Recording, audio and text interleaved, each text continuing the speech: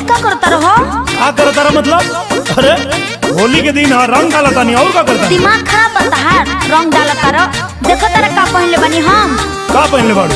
अरे लखनऊआ लहंगा है। लखनऊआ लहंगा तब?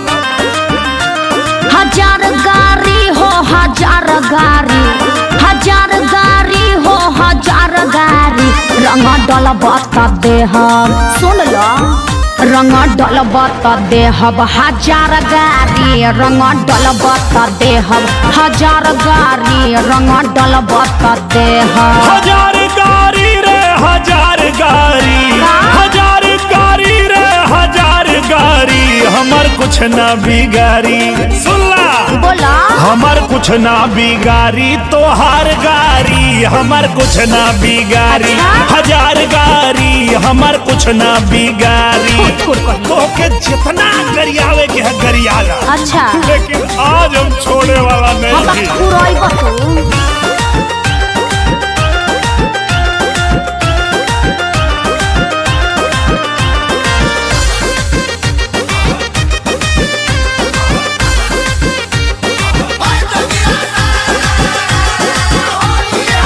भागना तो धरा जाई बाबू।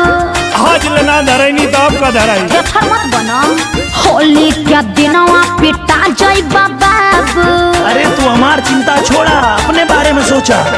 रंग डलवैबू ना फागुन के अंदर, अगला जन्मवा में हो खबू छुंदर, घूमे के पड़ी नवदान नारी।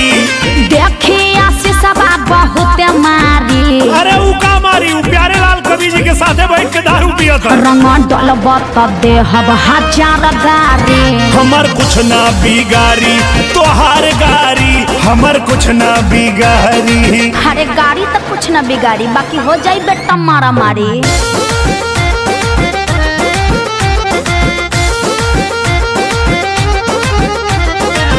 पेन्हले बानी ड्रेस तनी महंगा, अरे ड्रेस के पीछे बड़ी बवाल भइल बा बाबू।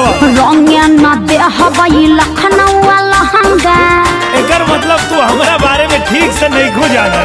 करके आइल बानी फूल तैयारी, हमके ना समझारी ते सखे सारी। नहीं मन बतले हवा डबल साड़ी, हम कीन देव तोहके दुकान सारी। नहीं के न बता दे हब हजार गाड़ी, चला लहंगा दिया दी बहुत भारी। नहीं के न बता दे हब हजार गाड़ी, चला लहंगा दिया दी। हाँ तो ठीक बा, लो लगा लो।